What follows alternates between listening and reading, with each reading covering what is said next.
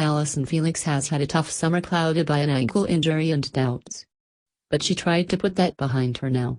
As she and the rest of the field came slingshotting out of the last turn in the 400-meter final Monday and down the final straightaway, she turned on her sprinter's speed and set out after the leader, Shawnee Miller of the Bahamas. As they approached the line, the crowd was roaring as they went stride for stride, until Miller dove. And Felix didn't. It was a stunning, surprising end to a stirring stretch run battle. The image of the photo finish showed Miller edging Felix, the most decorated woman in American track history, by half a body length, or a mere 0.07 of a second on the clock, with a winning time of 49.44 seconds to Felix's 49.51. Shrika Jackson of Jamaica was third in 49.85. Had the race been even 1 meter longer, Felix would have won. But that was no solace to her now. "I was just focusing on myself," Felix said when asked once, then twice, about Miller's tactic of going headfirst for the line. But Felix refused to take issue with it or even answer if she ever considered diving to win the race. But Natasha Hastings and Phyllis Frances, her American teammates who finished just out of the middle running, said it wasn't the first time they'd seen anyone go to the lengths Miller did to win. "I did it myself twice this year," Hastings said. "I dove, at the U.S. Olympic trials, for my spot here. And I did it in indoor nationals as well. You do what you've got to do to get over the line." Felix herself? She was expressionless right after the race. She just walked over to congratulate Miller, who had rolled over and was still lying on her back on the track when the scoreboard said it was official that she'd won. Felix and Jackson both tried to help Miller to her feet, but Miller was too overcome with emotion.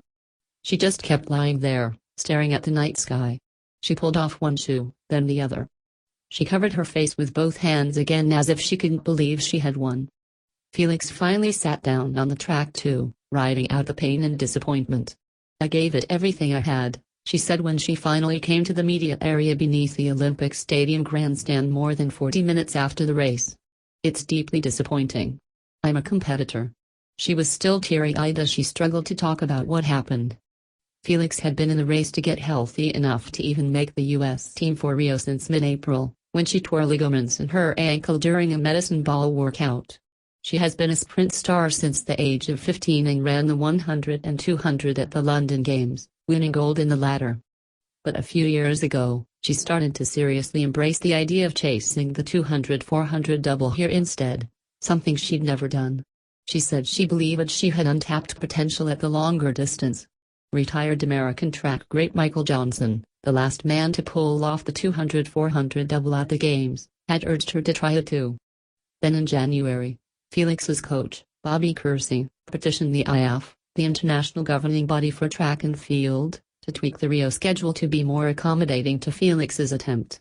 That the request was granted hinted at Felix's stature in the sport. Her silver Monday gave her 20 career Olympic or World Outdoor medals. 4 of her 7 Olympic medals are gold. But Felix had the same hard luck at the U.S. Olympic trials last month that she had here in Rio, her 4th Games. She missed qualifying for the U.S. team in her beloved 200 by 100th of a second, an even more tortuously close margin than she lost by to Miller. Standing here now and thinking back on it all, Felix refused to even mention her injury. She refused to gripe about her bad luck or say her conditioning wasn't what it would have otherwise been, either. This was her only individual race of these Games, and she had poured her heart into making it count. "I just wanted to win it. I was hoping it would all come together tonight. It just wasn't enough," she said. Then she second-guessed her race strategy. "I think I should have been a bit more aggressive," she suggested, alluding to how Miller ran a far stronger final curve than she did, leaving her so much ground to make up. "I might have let it get a little away from me." Then she choked up again and walked away. She has been a sprint sensation since she was a teenager. She's 30 now.